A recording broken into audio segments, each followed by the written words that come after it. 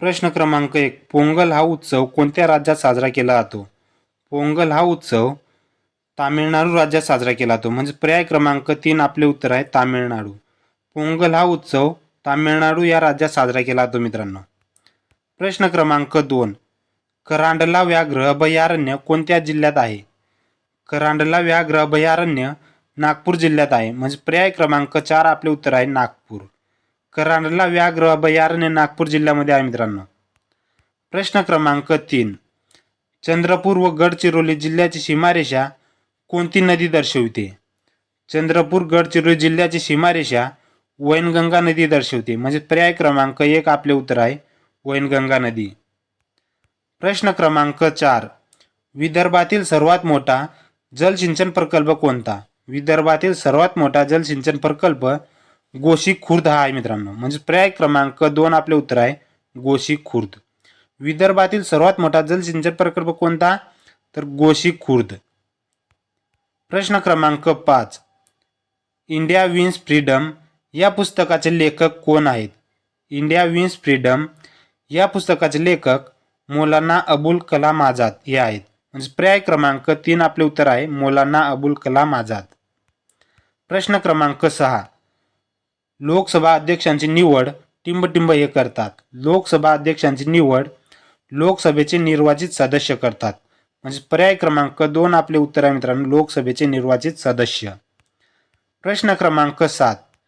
राज्य पोलीस दलाचे नियतकालिक कोणते? राज्य पोलीस दलाचे नियतकालिक दक्षता हे आहे. म्हणजे पर्याय क्रमांक 4 आपले उत्तर आहे दक्षता.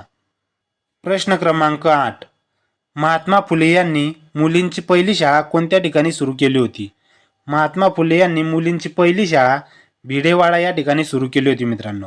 म्हणजे पर्याय क्रमांक 1 आपले उत्तर आहे भिडेवाडा. महात्मा फुले यांनी मुलींची पहिली शाळा 1848 या वर्षी पुणे जिल्ह्यातील भिडेवाडा या ठिकाणी सुरू केली होती मित्रांनो.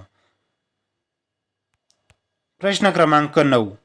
छत्रपती शिवाजी महाराज यांचा जन्म कोणत्या किल्ल्यावर झाला? छत्रपती शिवाजी महाराज यांचा जन्म शिवनेरी किल्ल्यावर झाला. म्हणजे पर्याय क्रमांक 3 आपले उत्तर आहे शिवनेरी. प्रश्न क्रमांक 10. कॉपर या मूलद्रव्याची संज्ञा कोणती आहे? कॉपर या मूलद्रव्याची संज्ञा Cu आहे. म्हणजेच पर्याय क्रमांक 4 आपले उत्तर आहे मित्रांनो Cu. कॉपर या मूलद्रव्याची संज्ञा कोणती आहे मित्रांनो तर Cu. प्रश्न क्रमांक 11. 1973 मध्ये चिपको आंदोलन कोणत्या राज्यात सुरू झाले होते? 1973 मध्ये चिपको आंदोलन उत्तराखंड या राज्यामध्ये सुरू झाले होते मित्रांनो. म्हणजे पर्याय क्रमांक 3 आपले उत्तर आहे उत्तराखंड. प्रश्न क्रमांक 12. ॲबेल पुरस्कार कोणत्या विषयासाठी दिले जाते? ॲबेल पुरस्कार गणित या विषयासाठी दिले जाते मित्रांनो. म्हणजे पर्याय क्रमांक 1 आपले उत्तर आहे गणित. ॲबेल पुरस्कार गणित या विषयासाठी दिले जाते मित्रांनो. प्रश्न क्रमांक 13. महाराष्ट्र राज्याच्या पहिल्या महिला पोलीस महासंचालक खालीलपैकी कोण आहेत? महाराष्ट्र राज्याच्या पहिल्या महिला पोलीस महासंचालक रश्मी शुक्ला या आहेत. म्हणजे पर्याय क्रमांक 2 आपले उत्तर आहे रश्मी शुक्ला. रश्मी शुक्ला या महाराष्ट्र राज्याच्या पहिल्या महिला पोलीस महासंचालक आहे मित्रांनो. एवढे लक्षात ठेवा. प्रश्न क्रमांक 14. विम्बल्डन हे नाव कोणत्या खेळाशी संबंधित आहे? विम्बल्डन हे नाव टेनिस या खेळाशी संबंधित आहे. म्हणजे पर्याय क्रमांक 4 आपले उत्तर आहे टेनिस. प्रश्न क्रमांक 15. मुंबई कामगार संघाची स्थापना कोणी केली? मुंबई कामगार संघाची स्थापना नारायण मेघाजी लोखंडे यांनी केली. म्हणजे पर्याय क्रमांक 2 आपले उत्तर आहे नारायण मेघाजी लोखंडे. नारायण मेघाजी लोखंडे यांनी मुंबई कामगार संघाची स्थापना केली होती. प्रश्न क्रमांक 16. वऱ्हाड येथील सल्तनत या नावाने प्रसिद्ध होती. वऱ्हाड येथील सल्तनत इमादशाही या नावाने प्रसिद्ध होती. म्हणजे पर्याय क्रमांक 1 आपले उत्तर आहे इमादशाही. वऱ्हाड येथील सल्तनत इमादशाही या नावाने प्रसिद्ध होती मित्रांनो. प्रश्न क्रमांक 17. खेळाडू अमन शेहरावत कोणत्या खेळाशी संबंधित आहेत? खेळाडू अमन शेहरावत कुस्ती या खेळाशी संबंधित आहे. म्हणजे पर्याय क्रमांक 4 आपले उत्तर आहे मित्रांनो कुस्ती. प्रश्न क्रमांक 18. चांदीचे रासायनिक नाव काय आहे? चांदीचे रासायनिक नाव Ag आहे मित्रांनो. म्हणजे पर्याय क्रमांक 1 आपले उत्तर आहे Ag. चांदीचे रासायनिक नाव काय आहे मित्रांनो तर Ag आहे मित्रांनो. प्रश्न क्रमांक 19. प्रवासी भारतीय दिवस दरवर्षी कोणत्या दिवशी साजरा केला जातो? प्रवासी भारतीय दिवस दरवर्षी 9 जानेवारी या दिवशी साजरा केला जातो. म्हणजे पर्याय क्रमांक 1 आपले उत्तर आहे 9 जानेवारी. प्रवासी भारतीय दिवस दरवर्षी 9 जानेवारी या दिवशी साजरा केला जातो. प्रश्न क्रमांक 20. इंद्रावती नदी कोणत्या नदीची उपनदी आहे? इंद्रावती नदी गोदावरी नदीची उपनदी आहे. म्हणजे पर्याय क्रमांक 4 आपले उत्तर आहे गोदावरी. इंद्रावती नदी गोदावरी नदीची उपनदी आहे मित्रांनो. परंतु इंद्रायणी नदी ही भीमा नदीची उपनदी आहे मित्रांनो, एवढे लक्षात ठेवा. इंद्रावती सांगितले तर गोदावरी आणि इंद्रायणी नदी सांगितले तर भीमा नदीची उपनदी आहे मित्रांनो. प्रश्न क्रमांक 21. घटना समितीचे उपाध्यक्ष कोण होते? घटना समितीचे उपाध्यक्ष हरेंद्र कुमार मुखर्जी होते मित्रांनो. म्हणजे पर्याय क्रमांक 2 आपले उत्तर आहे हरेंद्र कुमार मुखर्जी.